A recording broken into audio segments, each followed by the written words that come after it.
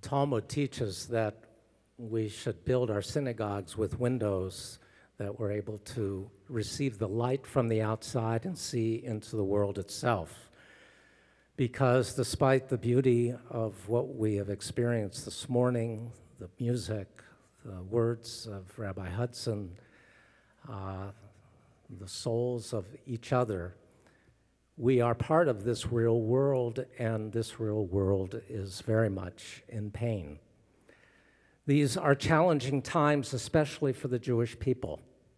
Despite our being the wealthiest and most privileged Jews in our 3,600-year history, and despite the state of Israel being the most powerful, democratic, and humane nation in the Middle East, we Jews feel vulnerable and afraid, and we are more divided in how we respond to the circumstances, to our circumstances, than at any period in my lifetime. It's this state of our people that I want to discuss with you this morning. Our challenges as a people are many and serious. The state of Israel is today more isolated internationally than it has been in decades. The anti-Israel BDS movement, boycott, divestiture, and sanctions, is growing around the world and on American college campuses.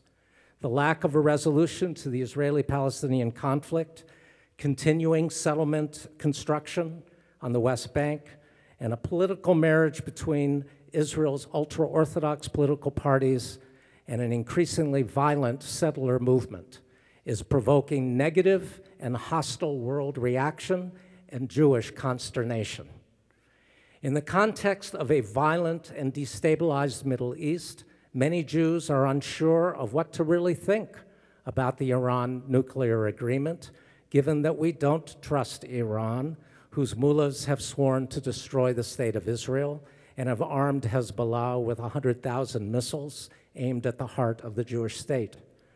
Is it any wonder that so many Jews are agitated, frightened, angry, resentful, and confused? We are a people, after all, with a long memory, and none of us who's conscious of our historic experience can dismiss the threats of hardened anti-Semites. The wide range of Jewish reactions to these threats, however, is stunning. One would think that given all the forces confronting us, that we'd be of one mind, but of course we aren't. Many Jews believe that liberal elements of the Jewish community have lost their bearings, are in denial, and refuse to understand our enemies for who they really are and what they could do to us if we aren't aggressively vigilant.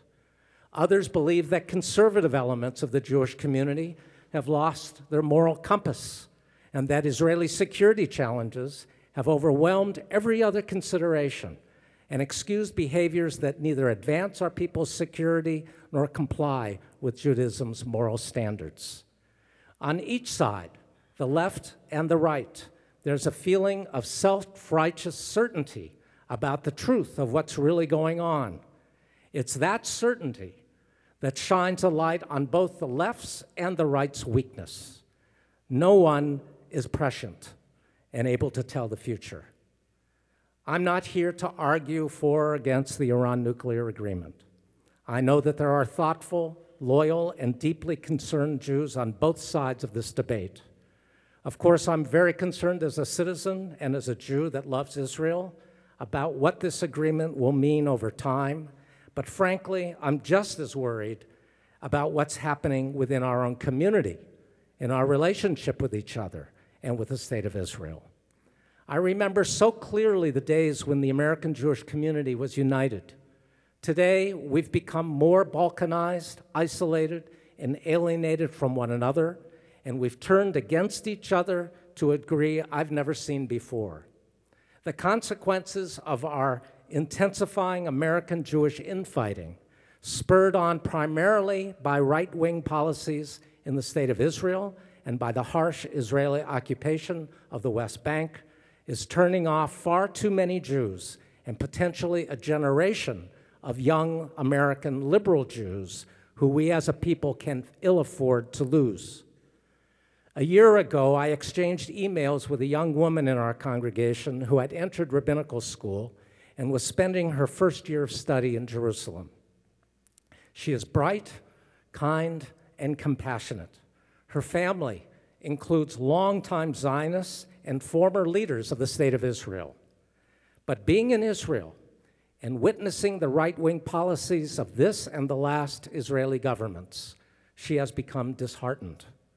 Though Israel proper within the Green Line is a strong democracy, my young friend was witnessing a growing corruption of the classic liberal Zionist principles on which she was raised and the state was founded.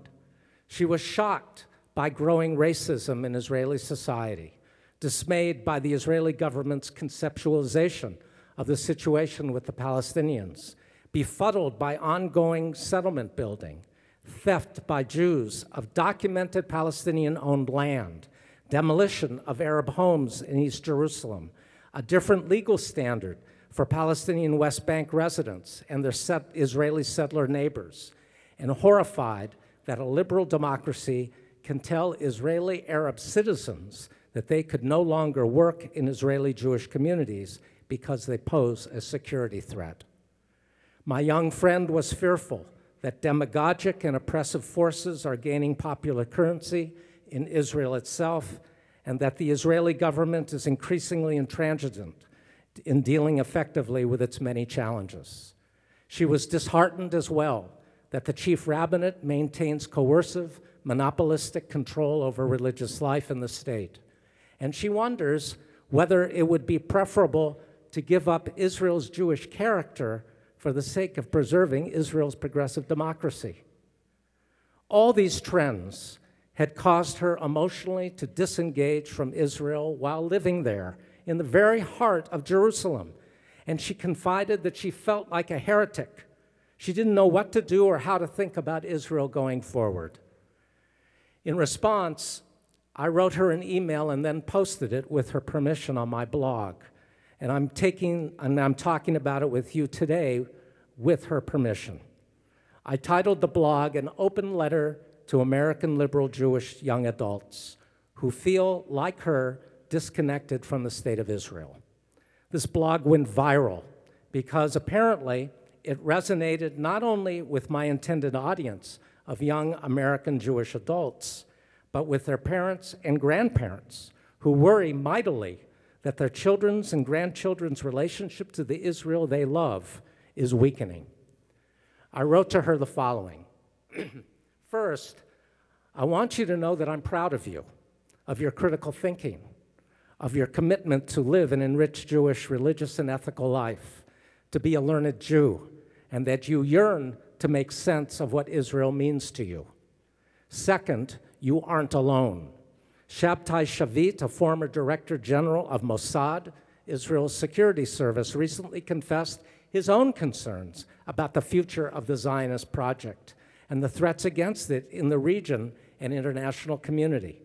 Shavit harshly criticized Israel's political leaderships, and this is quoting him, haughtiness and arrogance, together with more than a bit of messianic thinking that rushes to turn the Israeli-Palestinian conflict into a holy war.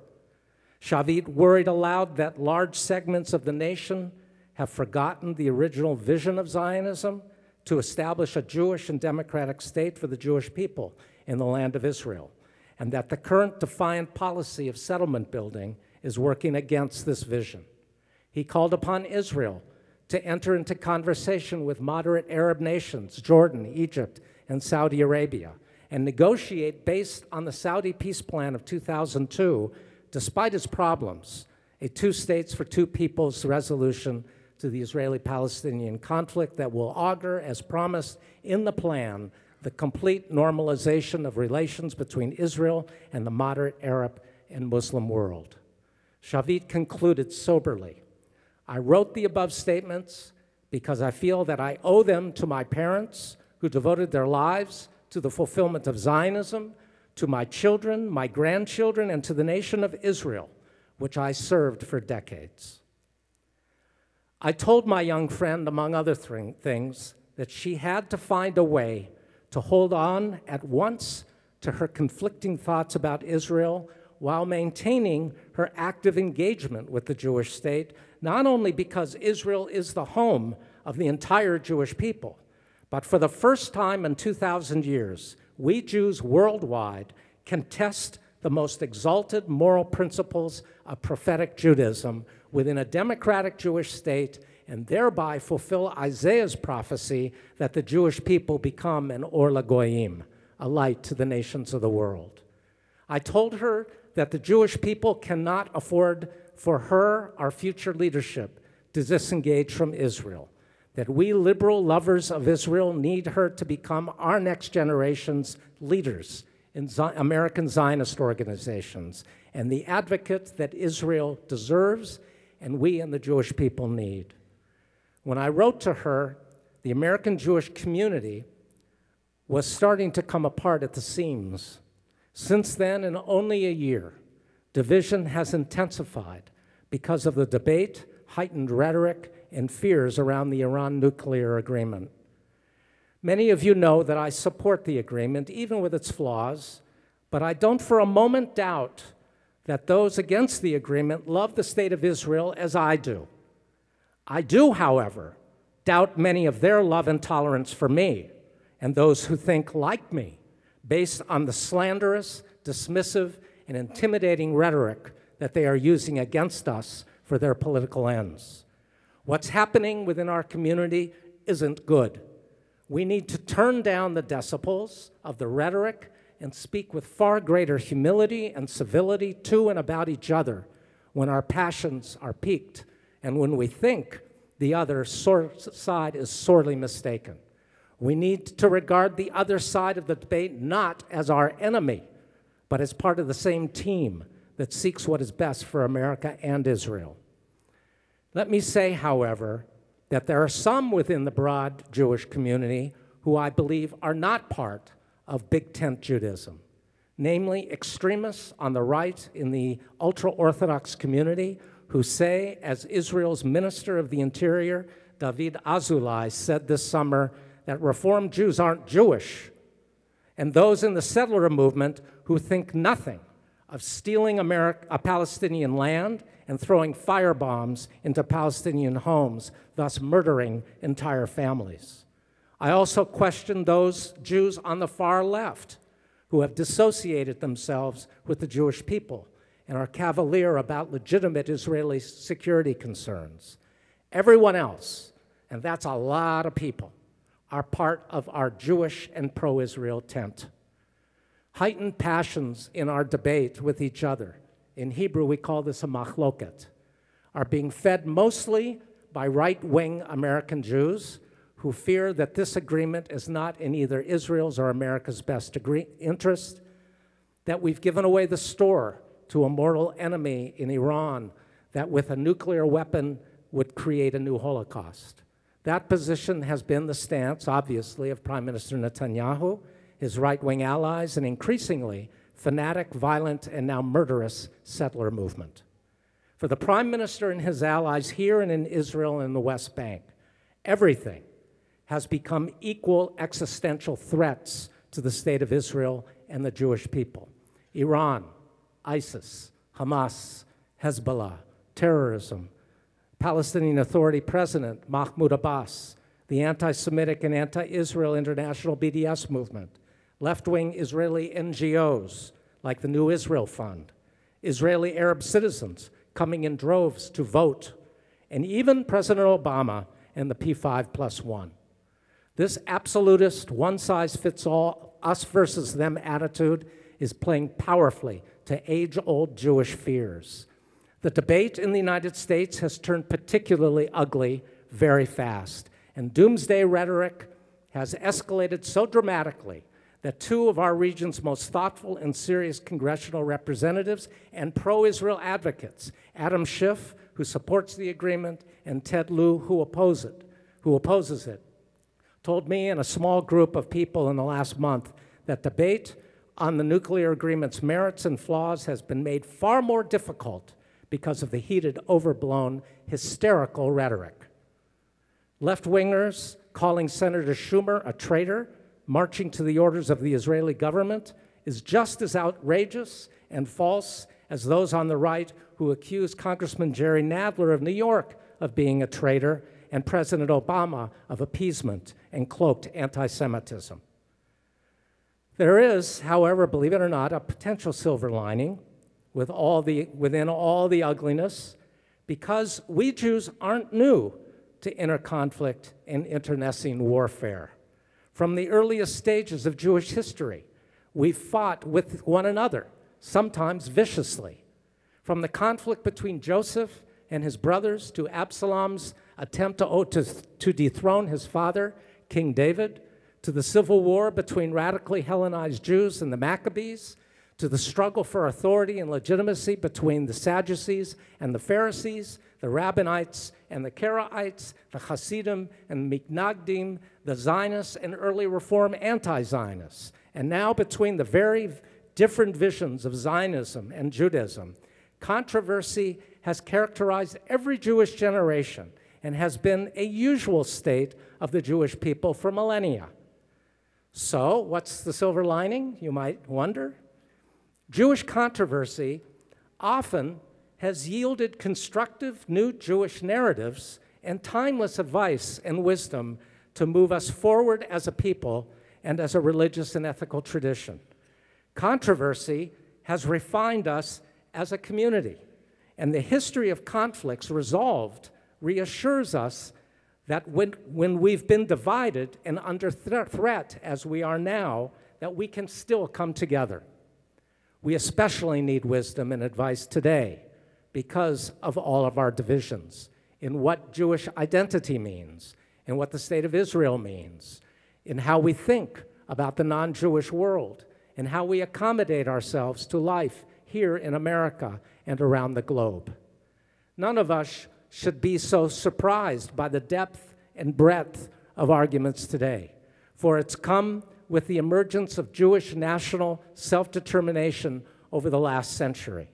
National policies in Israel affect us here as what we do affects Israelis, and those policies always are subject to strong debate and opinion. Add to the mix the fact that we Jews are by nature and nurture an edgy, argumentative, opinionated, critical, and self-critical lot, and the result is conflict. We're lovable too, of course, but we're very tough and probably way too stubborn for our own good. When I think about how complicated we Jews are and how difficult are the challenges we face, I take a small measure of comfort in what Yehuda Bauer, a scholar of Jewish history and the Holocaust, recently wrote. He wrote, "The Jews were always in opposition to the whole world. The Jewish people would be endangered by unity. The quarrels and disputes are the engine that drives our culture forward, backwards or sideways. That is its elixir of life. If we are deprived of the constant ability to quarrel, we will be finished. The endless debates from the Middle Ages to our own time constitute the vitality of this people." A blessing and a curse. Of course, Bauer is right. We are a vital and contentious people, but we can't leave it there, because if we do, our divisions will grow wider, and we could lose our Jewish community here and the state of Israel as a democracy and as our national home. Putting the extremists aside, many of us to their left and to their right, making up the broad middle, need to turn away from the precipice and back towards each other. We have to agree to disagree while recognizing that we are still one people and that we share common interests in the security, viability, democracy, and Jewish character of the state of Israel and the health, vitality, and unity of our people worldwide. Said simply, we have to regard each other as part of the same team, or we will lose what is most important to the people of Israel, our sense of unity and the Jewish democratic state of Israel.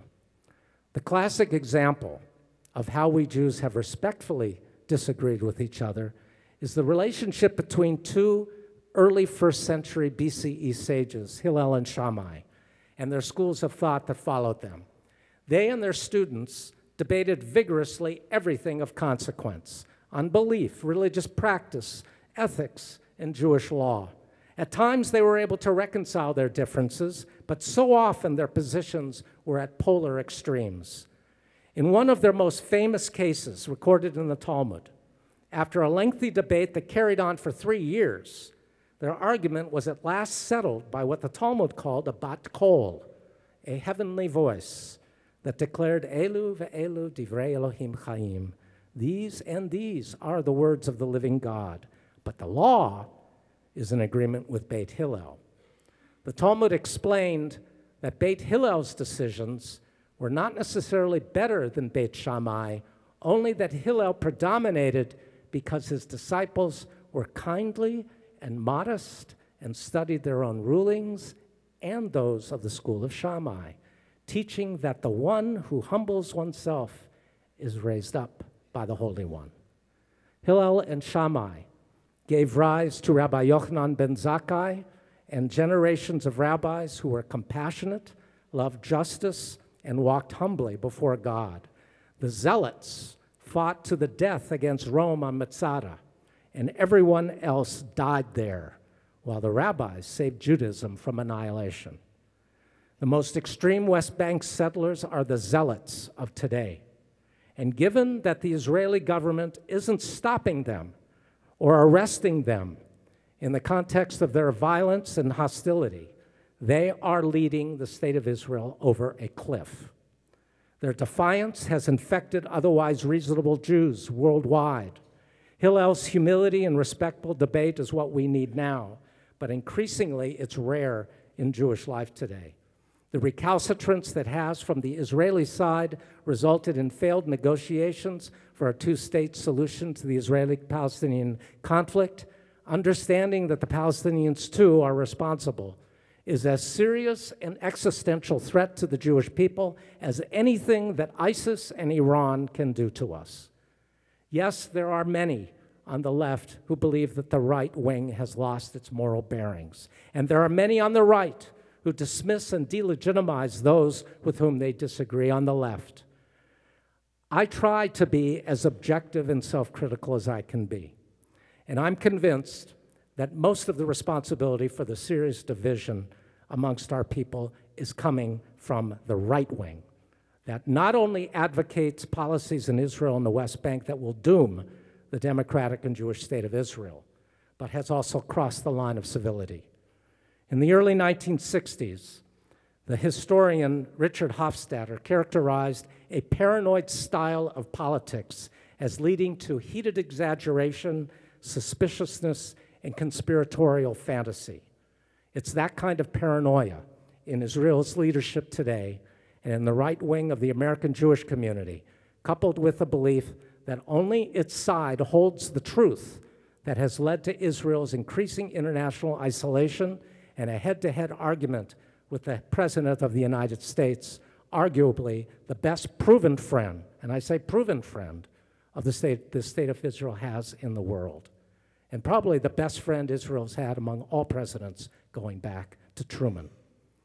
What should be a special concern to every Jew today is how the extremism on the right, here and in Israel, is damaging the fabric and soul of our community and of the Jewish state itself. Hillel and his disciples, along with the loyal opposition represented by Shammai and his followers, ought to serve as the corrective to those who prefer intolerance to tolerance, militarism to negotiation, and a winner-take-all attitude as opposed to compromise and accommodation. We Jews have too much at stake not to insist that our leaders and communities step away from that precipice and restore humility to our politics and civility towards our opponents, as modeled by both the followers of Hillel and Shammai. May that, at the very least, be our people's mission in this new year. Shana Tova.